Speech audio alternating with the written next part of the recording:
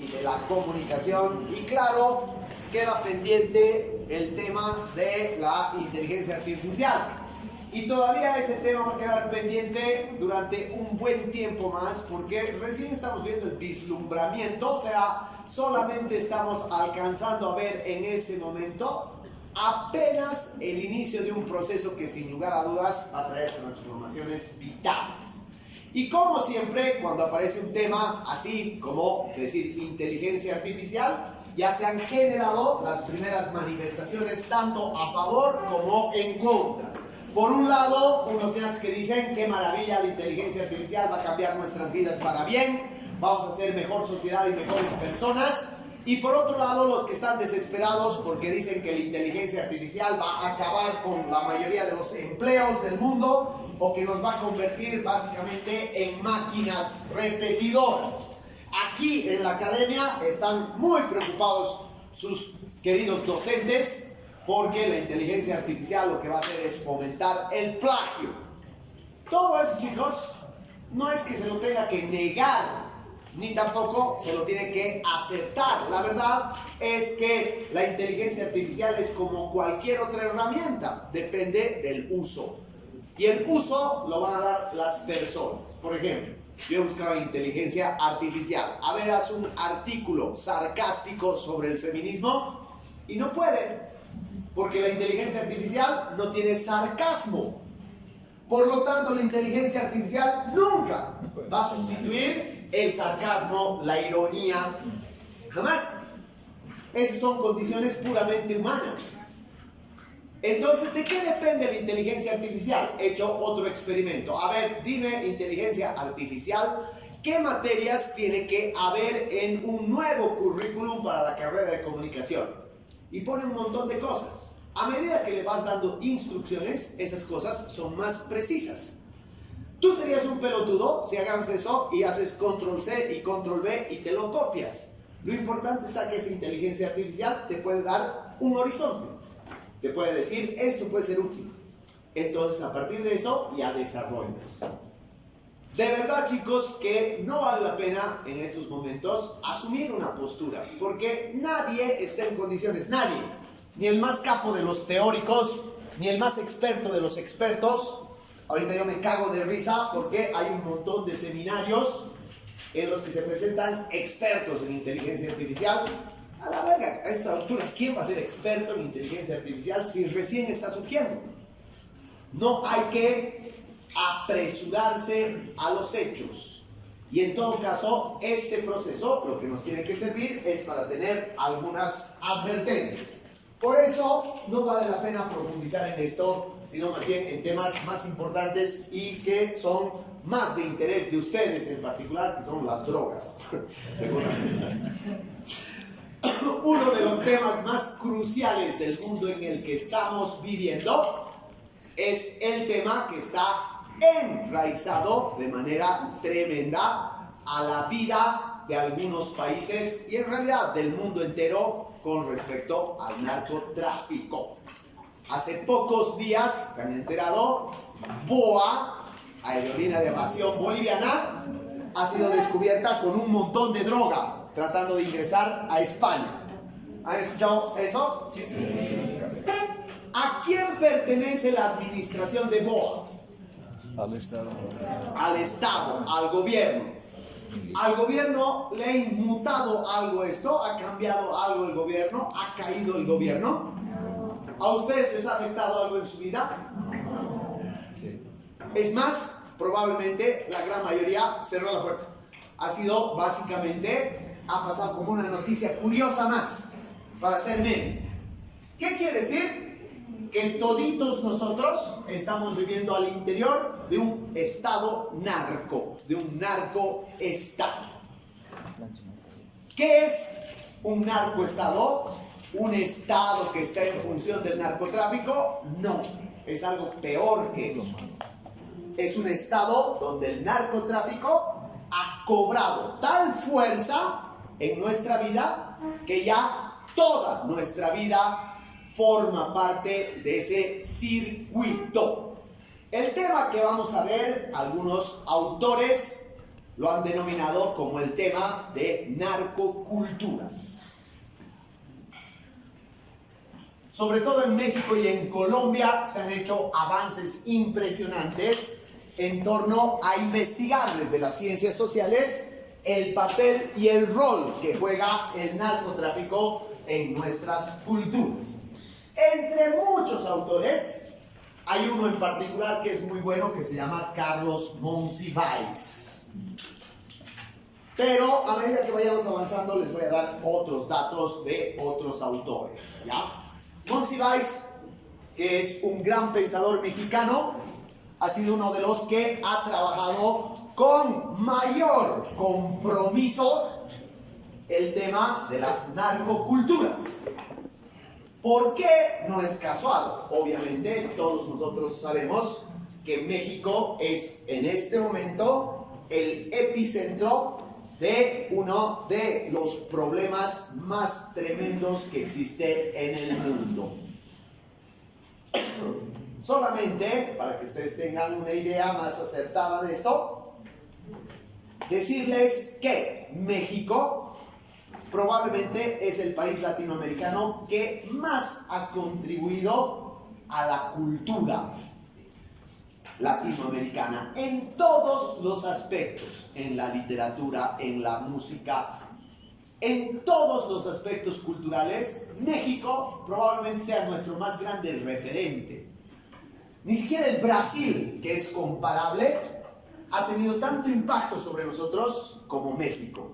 Y ver a México en estos momentos, en esa situación pavorosa, es realmente degradante. Es realmente una cosa que nos debe mínimamente conmover.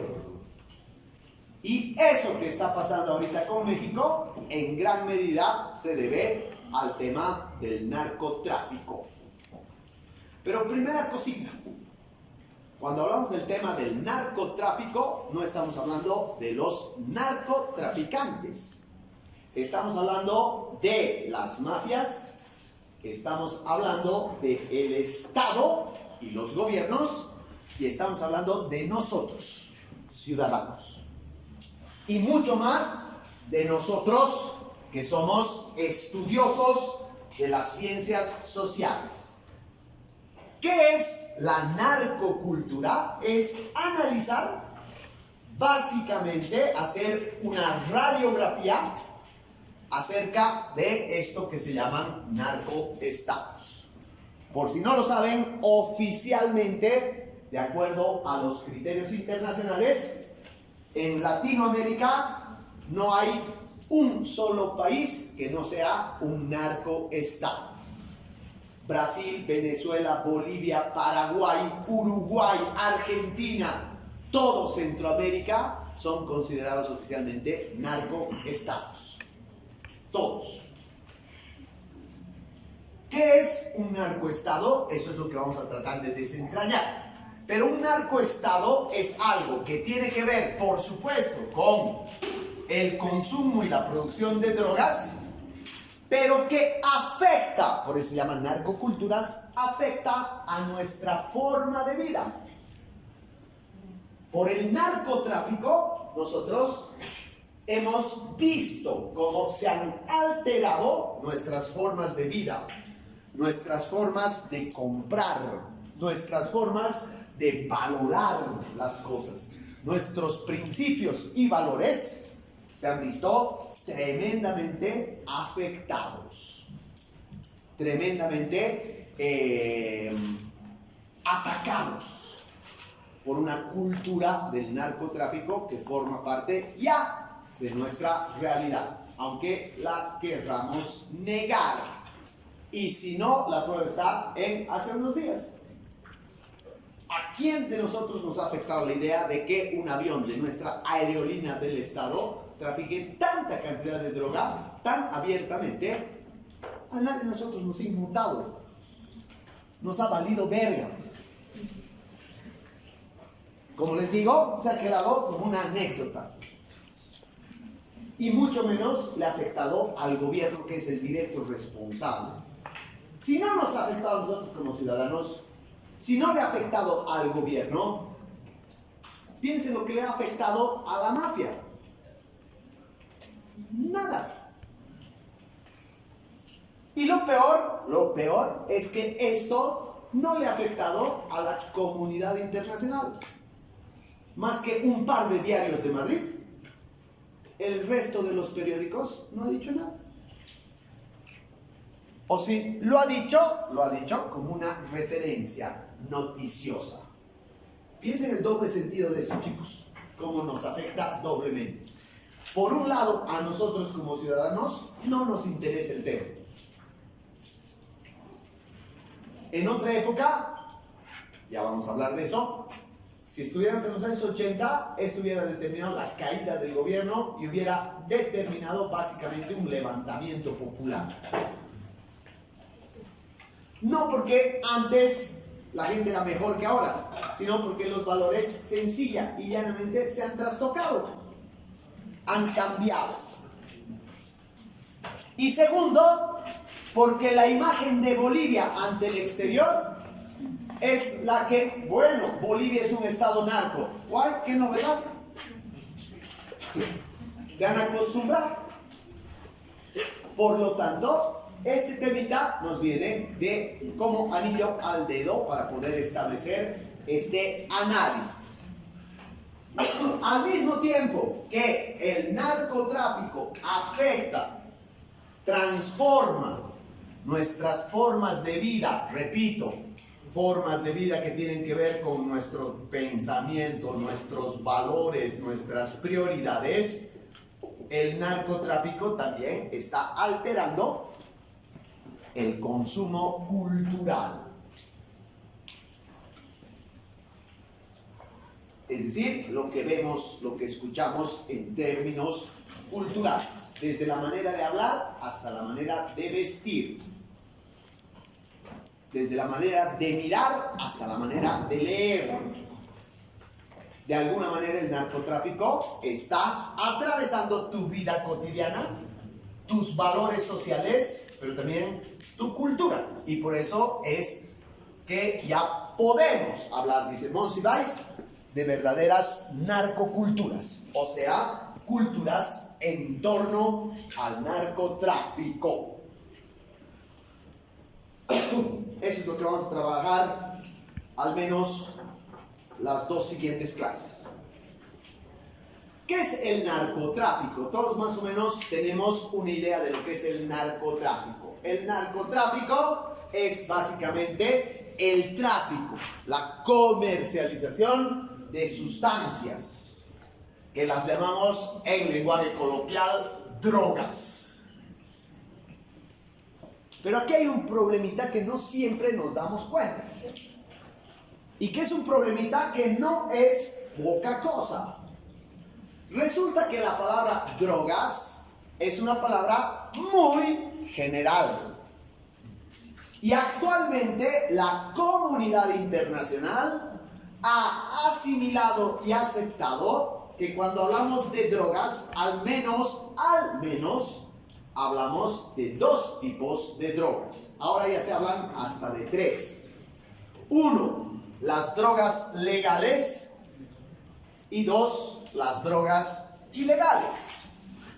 Hoy día se está imponiendo un tercer término, que es el término de drogas recreativas. Pero la mayoría de esas drogas recreativas también entran dentro de la categoría de ilegales.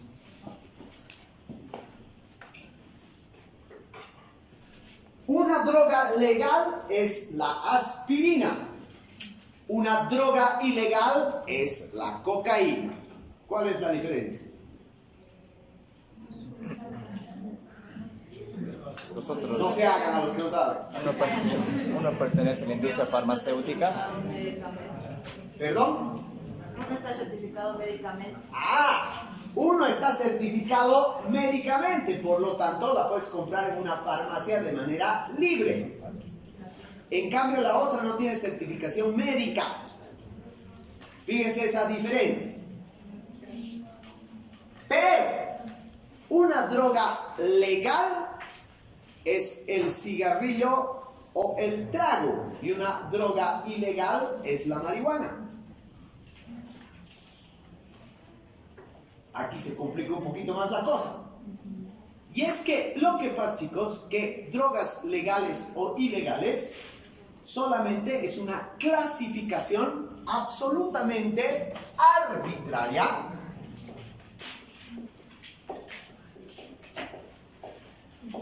establecida por una comunidad mundial que está al mando de un sistema básicamente farmacéutico.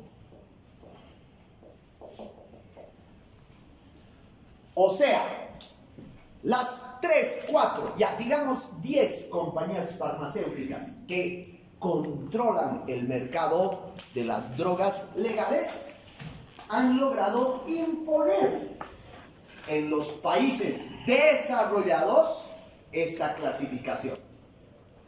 En esos países desarrollados, por ejemplo Estados Unidos, o por ejemplo Inglaterra, o por ejemplo Alemania, que son los lugares que más empresas farmacéuticas tienen, estos otros países le han dicho al mundo: estas son drogas legales y estas son drogas ilegales.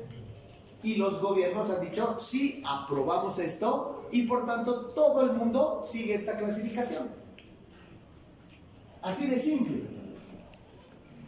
Quienes imponen el criterio de lo que es legal o es ilegal son las industrias farmacéuticas. Quienes acatan ese criterio son los gobiernos, los estados. El resto de nosotros simplemente aceptamos. Ahora bien, el criterio fundamental para definir lo legal de lo ilegal, los farmacéuticos, los gobiernos te dicen, es porque unas drogas son buenas para la salud y otras son perjudiciales para la salud. Algunas drogas son buenas, por lo tanto se pueden comercializar libremente. En cambio, otras drogas no son buenas, entonces no se las puede comercializar. ¿Qué pasa con el alcohol? Cobra más muertes al año que cualquier otra droga por solamente el consumo de alcohol. Nada más que por eso. ¿Ya? Entonces, ¿con qué criterios, además de eso, se puede entender esta división entre lo legal o lo ilegal? Las drogas ilegales se caracterizan por la adicción que te causa. Yo soy adicto a la Coca-Cola y a la cafeína y a la nicotina, y son legales. Son absolutamente legales. ¿Qué está en juego acá? En otras palabras, chicos, vamos a ser bien claritos, ¿ya? Esta división es arbitraria y nos están mamando. Porque hay drogas como el Prozac que te crean adicción y te vuelven literalmente un retrasado mental. Es una droga para combatir la droga.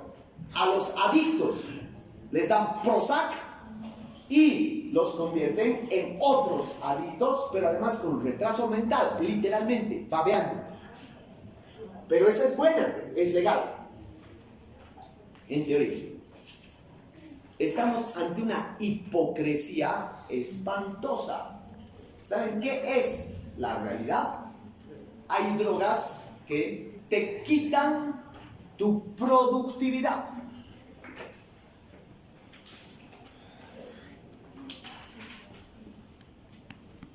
O sea, hay drogas, por ejemplo la cocaína, la marihuana, ni qué decir la heroína, que son drogas que te hacen a la larga una persona improductiva. Te vuelven una persona que no trabaja, por ejemplo, o que no produce de acuerdo a los estándares de una sociedad productiva. El problema, más que el problema, la idea de la clasificación de drogas ilegales o ilegales no tiene nada que ver con la salud. Tiene que ver con la producción económica. Todo lo demás es pura hipocresía. Y aquí hay un problema que nosotros tenemos que enfrentar. La droga se convierte en un mal social de acuerdo a lo que te dicen, por ejemplo, los brochures de las ONGs que luchan contra el consumo de drogas. Y te dicen, el consumo de cocaína puede traer una problemática social. O te dicen, estamos viviendo en un país donde las drogas están causando estragos en nuestra juventud. Y han convertido el problema de las drogas en un mal social. Cosa que es absolutamente falsa.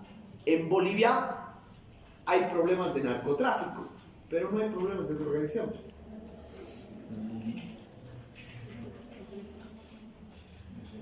El Estado boliviano tiene problemas con las drogas con una proporción mínima de gente, un 0.1%, que son los pobres polillitas en condición de calle que tienen problemas ni siquiera con drogas como tal, sino con la clefa. Después, la población adicta a las drogas ilegales es prácticamente nula. En serio, no tenemos problemas de drogas. Como sociedad, como Estado, ese no es un problema para Bolivia. En cambio, para los gringos es grave. Porque esos sí tienen problemas masivos de drogas. Y para ellos, su economía se altera por la cantidad de adictos que hay.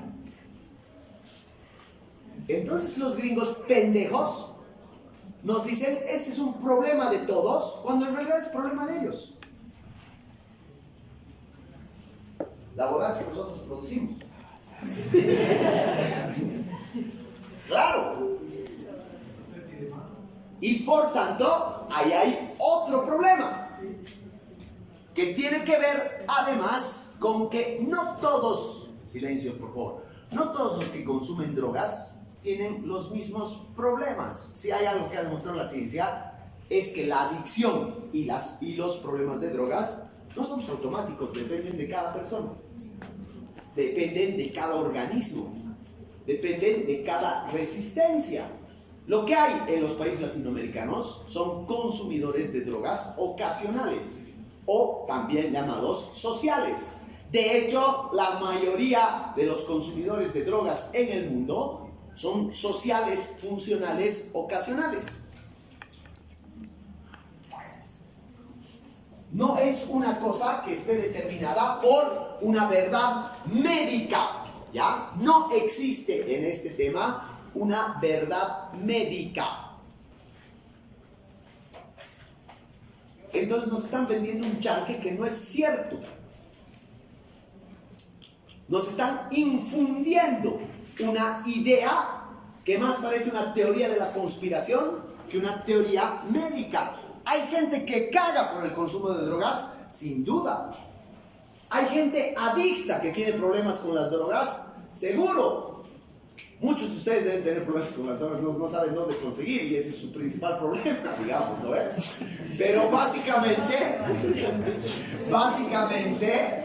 ¿ya? La situación está en una falacia. Todo esto, chicos, silencio por favor, es una falacia. Es básicamente, no vamos a decir una mentira porque no todo es mentira, pero sí es una verdad a medias.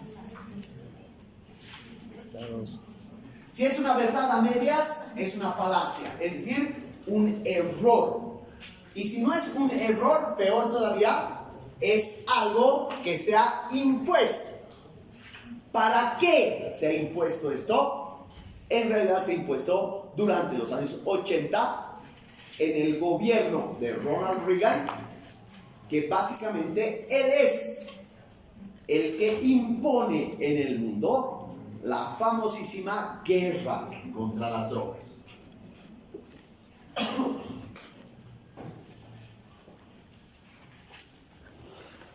Ni siquiera tienen que leer a Monsiváis para saber eso.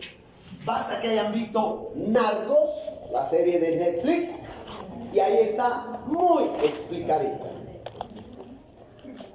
Esa serie Narcos de Netflix, si es que no la han visto, ha sido escrita por un ex agente, no la serie, pero sí el libro en el que está basado la serie, por un ex agente de la DEA, que dice, en los años 70, en Estados Unidos, todos éramos permisivos con las drogas. Hasta que Ronald Reagan declara la guerra contra las drogas. Y ahí las drogas se vuelve un problema de Estado. Ahí se vuelve un problema serio. Eso lo dice un agente de la DEA. ¿Ya? ¿En qué radica esta problemática o qué se genera a partir de esa famosa guerra contra las drogas? No se olviden, para ubicarse temporalmente, estamos hablando de los años 80.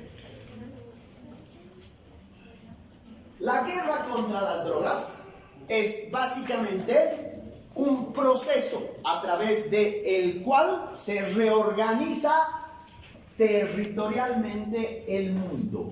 Y el mundo se divide en dos tipos de países. Uno, los países productores de drogas, y dos, los países consumidores. Básicamente los gringos, y con la anuencia de los estados europeos, de las grandes potencias europeas, y por supuesto con la participación activa de las industrias farmacéuticas, dividen el mundo y dicen, estos países son productores de materia prima o de drogas, y estos países son consumidores. ¿Quiénes son los países consumidores de drogas? Gran parte de Europa y Estados Unidos. ¿Quiénes son los países productores de materia prima o productores de drogas? Prácticamente toda América Latina y prácticamente China y gran parte del Asia. ¿Cuál es la diferencia de eso? Unos son países desarrollados que tienen el monopolio y el control de la economía mundial, y otros son países subdesarrollados. Por si acaso, porque se están confundiendo, en los 80 China era un país subdesarrollado. La India, recontra subdesarrollada. ¿Qué hay en la China y en la India? Amapola, o sea, toda la materia prima del opio y de ahí de la heroína. ¿Qué hay en América Latina? En ciertos territorios hay producción de marihuana, en otros territorios hay producción de amapola y en otros hay producción de coca. Entonces, básicamente, han dividido el mundo en dos características que tienen que ver ya no con la economía, sino con la economía vinculada a las drogas. ¿Y qué se han dado cuenta estos gringos, europeos y farmacéuticos, hijos de la chingada? Se han dado cuenta que no tienen y no pueden controlar la producción. O sea, chicos, ¿de qué se trata el narcotráfico? En primer lugar, se trata de materia prima y por lo tanto de control de suelos.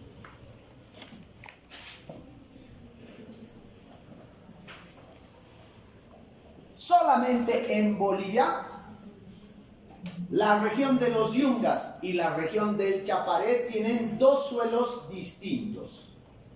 La coca, la hoja de coca, para el consumo ancestral, ritual o personal, o sea, para el aculicú, para el masticado de coca, solamente se puede masticar la hoja de coca producida en los Yungas.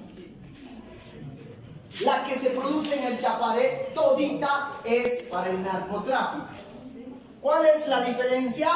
El contenido de alcaloide que tiene la hoja de coca, es decir, su principio activo, lo que llamamos cocaína.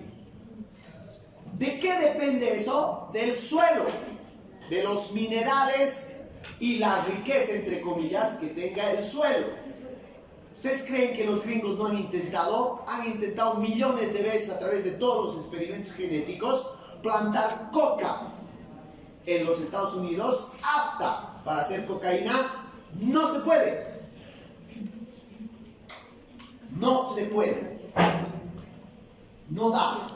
Colombia, un poco el Perú, un poquito de Ecuador y un poco de Bolivia son los suelos que producen la hoja de coca apta para la fabricación de cocaína. ¿Eso qué quiere decir? Que ni los gringos, ni los europeos, ni los farmacéuticos pueden controlar el suelo. Por lo tanto, no pueden controlar la materia prima. Lo mismo pasa con la amapola. Lo mismo pasa con la marihuana. Aunque la marihuana es mucho más universal, resulta que, básicamente, el que tenga el control de esos suelos tiene el control de la producción.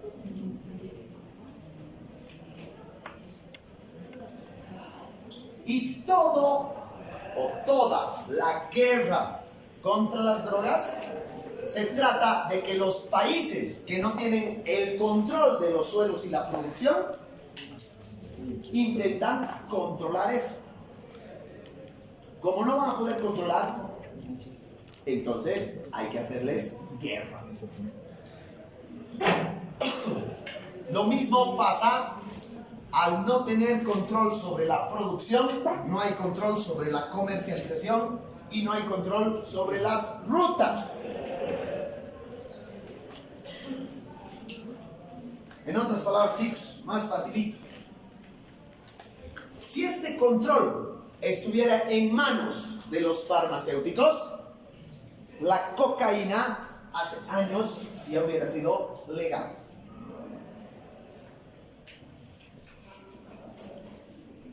Repito, esta guerra contra las drogas no es una guerra contra el flagelo de las drogas, no es una guerra contra los narcotraficantes, no es una guerra contra el consumo indiscriminado, no es una guerra contra las mafias, es una guerra básicamente por el control. ¿Por qué esta guerra? Porque esto produce extremadamente, pornográficamente, cantidades de dinero. Por lo tanto, la guerra contra las drogas es una guerra básicamente económica.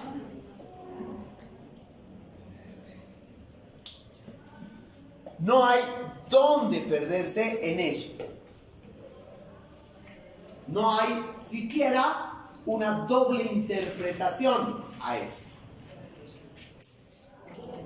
Aquí no está en juego ni nuestra moral, no está en juego la salud, no está en juego el bienestar social, no está en juego la lucha contra la violencia. Todo eso son pretextos.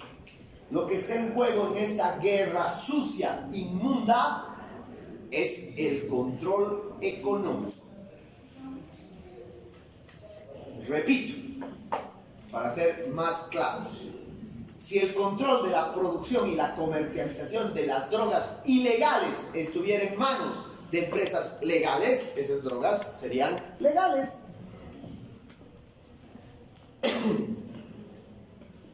Así, eso es lo que ha pasado con el alcohol, eso es lo que ha pasado con el tabaco, eso es lo que ha pasado con el Prozac, eso es lo que está pasando con la marihuana, que en la mayoría de los países cada vez y paulatinamente se está volviendo legal. ¿Por qué? Porque los gringos o los europeos han aprendido a cómo controlar la producción y la comercialización.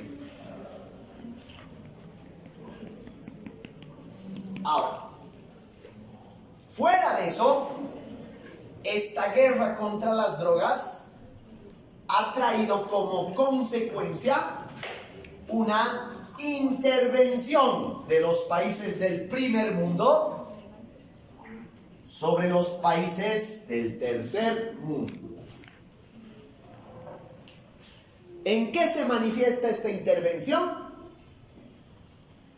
A mediados de los 80 y durante todos los 90, y en algunos países como en Colombia o en México o en Perú o en Ecuador, tal vez salvo Bolivia, pero los Estados Unidos tienen el permiso.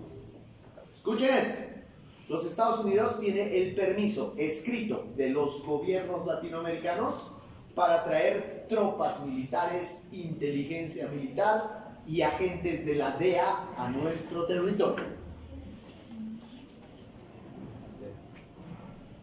Tú vas a Colombia y puedes llegar en un mismo avión con 20 o 30 soldados norteamericanos que entran a Colombia o entran a Perú sin pasaporte. Basta su identificación de ser del ejército norteamericano o su identificación de la DEA y entran. No les revisan maletas, nada. Y no solamente entran, sino que entran armados. Y no solamente entran armados, sino que entran y se van directamente a bases militares, donde tienen helicópteros, por supuesto, de procedencia norteamericana, tienen armamento, tienen equipos de comunicación, tienen equipos satelitales. Todo bajo el control de la embajada norteamericana y no del gobierno de México o del de Colombia. Eso en Bolivia, hasta el Evo, era igualito. Era idéntico. ¿Por qué los países latinoamericanos se han bajado los pantalones de esa manera? ¿Cómo puedes asumir que en un mundo supuestamente libre, en un país supuestamente soberano e independiente, el ejército norteamericano o la DEA norteamericana entre como a su casa armados y permitas una invasión de esa naturaleza?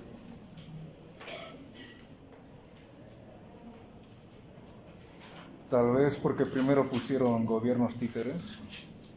Pensá un poco más en términos macros. O podría ser la guerra mediática hacia los países productores de cocaína, droga, no sé. Sigue siéndote por las ramas. En términos globales, si ustedes fueran presidentes de Bolivia y viene el presidente de Estados Unidos y le dice: oye, a tu país voy a meter ejército cuando me dé la gana, agentes de la DEA cuando me dé la gana. No te preocupes, yo voy a pagar. ¿Cómo aceptarías eso? Le mandamos al chorizo. ¿Y cuál sería la amenaza? Tal vez nos puede quitar algún suministro. Exactamente. Los Estados Unidos lo que ha hecho es chantajear y le ha dicho: tú dependes de la economía norteamericana. ¿Quieres créditos del Banco Mundial? Cagas. ¿Quieres crédito del Fondo Monetario Internacional? Cagas. ¿Quieres ayuda humanitaria de los Estados Unidos? Cagas. ¿Quieres alimentación? Cagas. A no ser que permitas esto.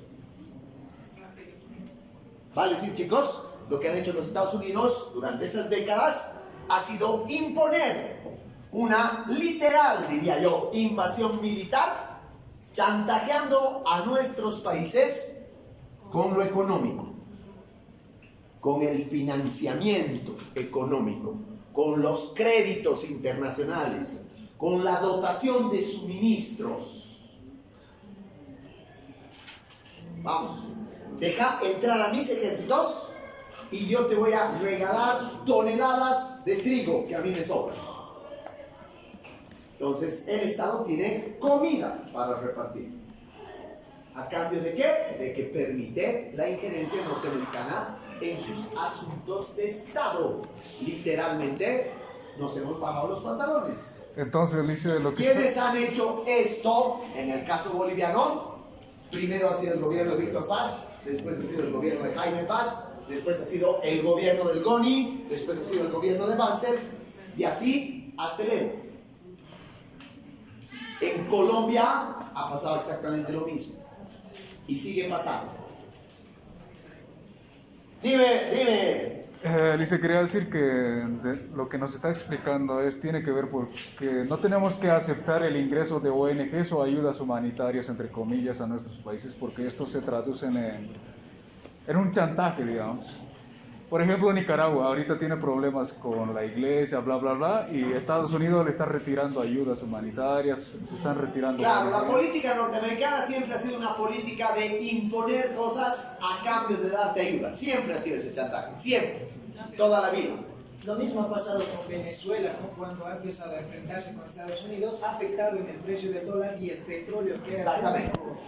El modus operandi norteamericano de la guerra del Vietnam ha sido querer interferir en los asuntos de Estado de los países a cambio de su ayuda económica. O sea, chicos, antes del narcotráfico, los gringos han hecho lo mismo con nosotros, con los gobiernos militares. Les han dicho, te vamos a dar asesoramiento, te vamos a dar armamento, te vamos a dar instrucción, pero tú vas a exiliar a toda la gente de izquierda. Meta, ¿a cambio de qué? Plata. Ese es el precio que pagamos por ser países subdesarrollados. Pero, escuchen, que no es lo peor. Lo peor es que los Estados Unidos interfiere en los procesos jurídicos, o sea, judiciales. Interviene en las leyes.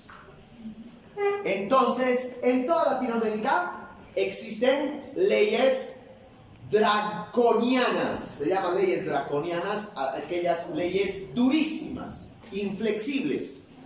En Bolivia es la ley 1008.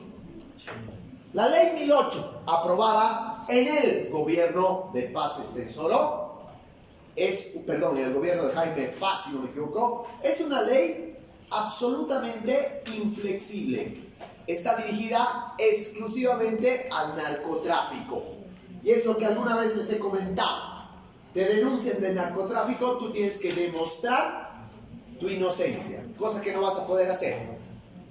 Y la ley 1008 lo que hace es ser una ley absolutamente en contra de todos los derechos humanos. Esa ley le ha dictado al ministro de ese entonces la embajada norteamericana. Le ha dicho artículo por artículo qué tiene que decir. El Evo, hecho al capo, los ha expulsado a los de la DEA. Bien por él, es una de las cosas que yo me alegro. Pero la ley 1008 no la ha tocado. No la ha tocado. Porque nos ha mamado a toditos y nos ha dicho, vean, yo tengo dignidad y voy a expulsar a la DEA.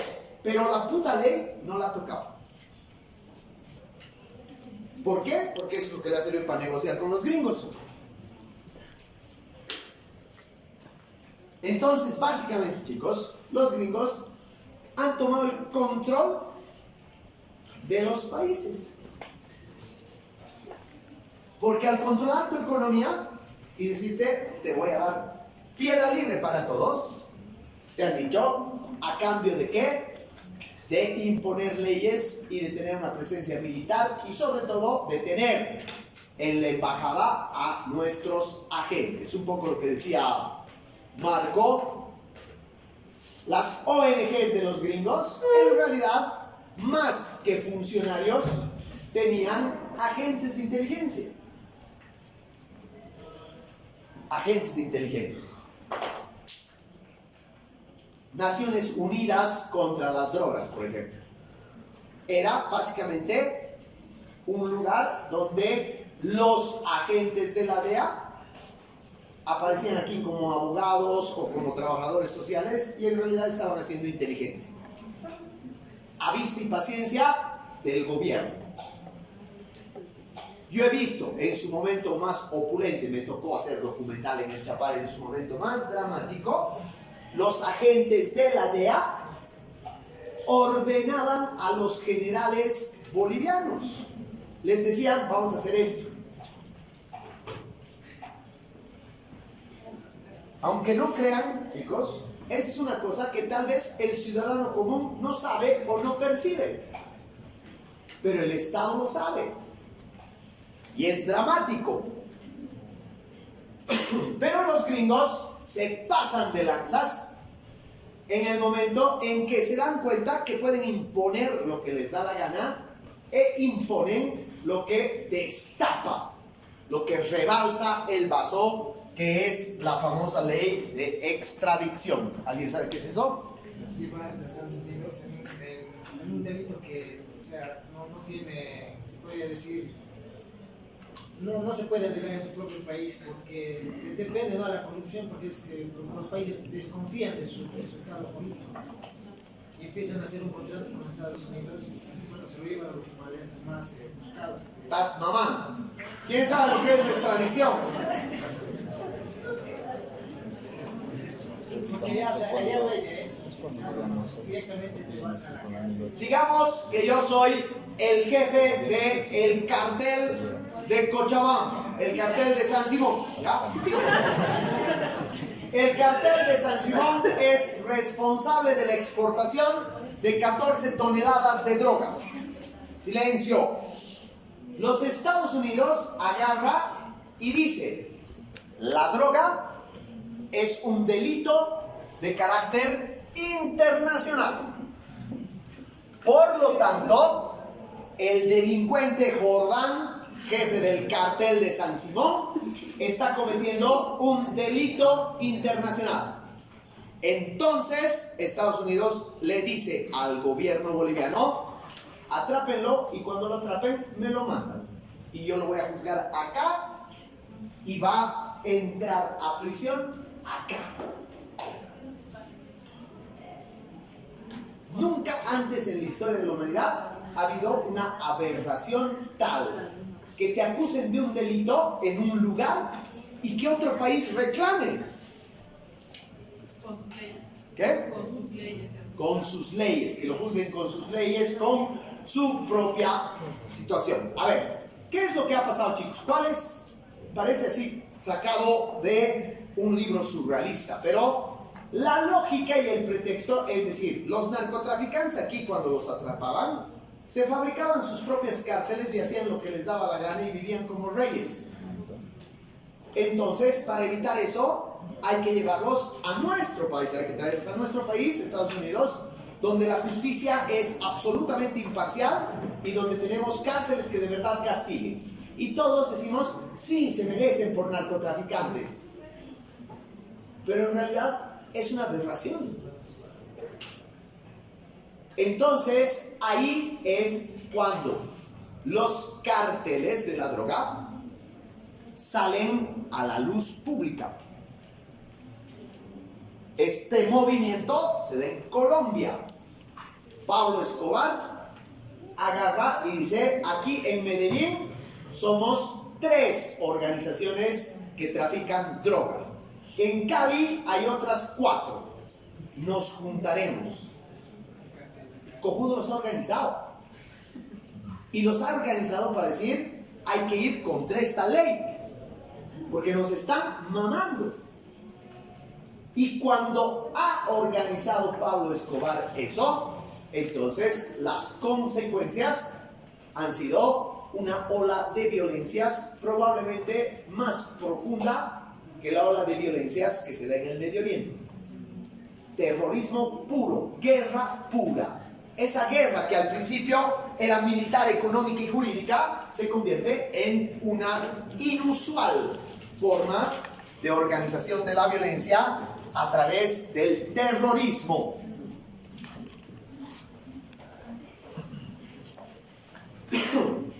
Así, Pablo Escobar ha dado un mensaje al mundo y ha dicho, nosotros los narcos tenemos el suficiente dinero como para hacerle guerra al gobierno.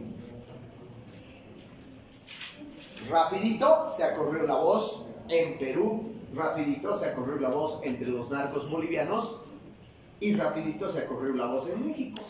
Que se llama el narco colombiano. Gaviria, no sé qué. Casi 10 años, una ola de violencia ha azotado a las capitales latinoamericanas, particularmente a la pobre Colombia, y ahora al pobre México y al pobre Brasil. Y hoy día, chicos, nosotros que vivimos acá en la ciudad de Cochabamba, muy sanos y salvos, no tenemos prostituta idea de lo que está pasando en el Chambaré, o de lo que está pasando en Trinidad, o de lo que está pasando en Santa Cruz. Ya se ha hecho más común en Cochabamba ver imágenes brutales, que ustedes han debido ver, de gente que es acribillada en sus autos.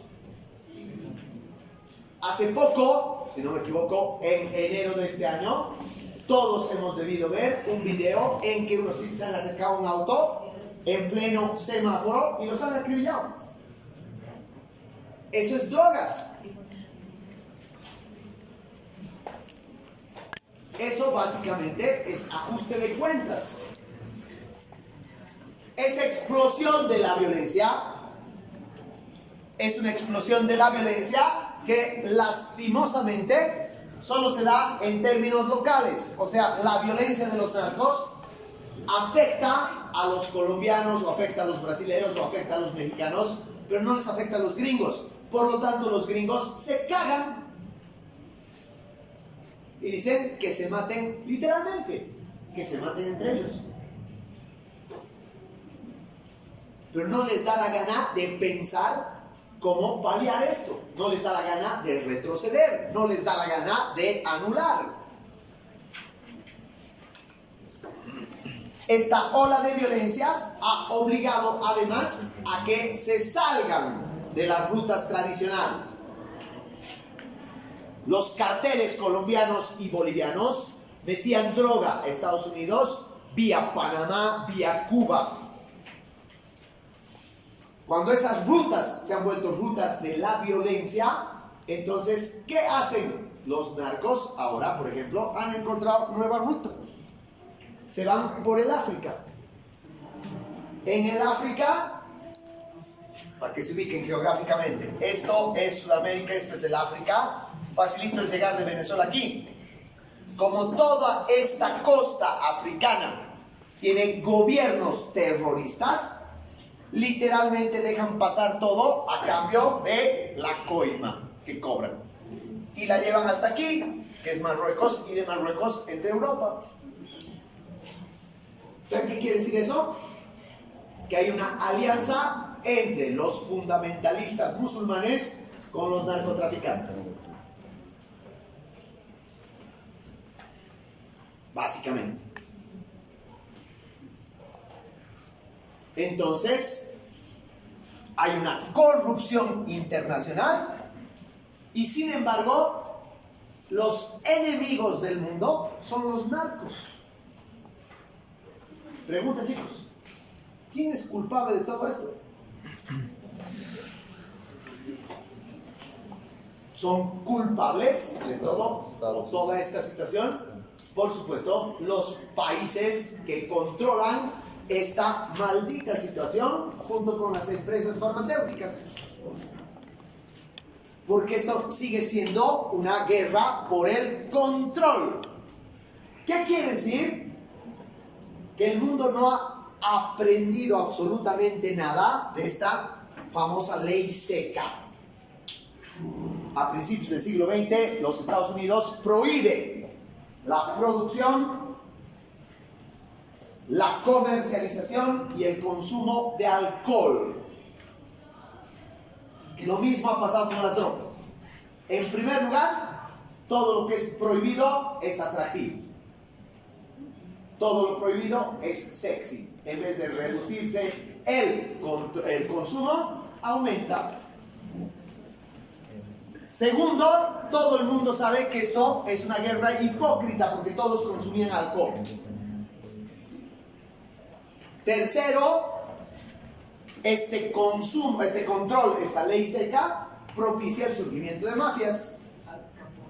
Exactamente lo mismo que ha pasado con la ley seca, ha pasado con la guerra contra las drogas. Exactamente lo mismo. Y ante esta situación, entonces, ¿cuál es la solución?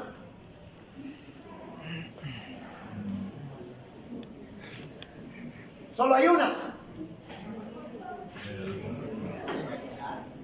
La única solución es legalizar las drogas.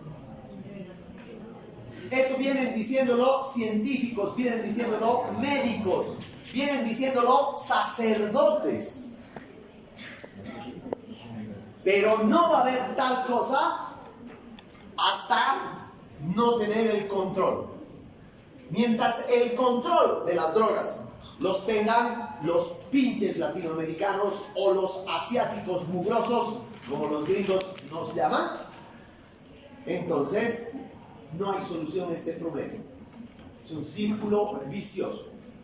Ese círculo vicioso está cambiando nuestra cultura, que es lo que vamos a ver la próxima clase.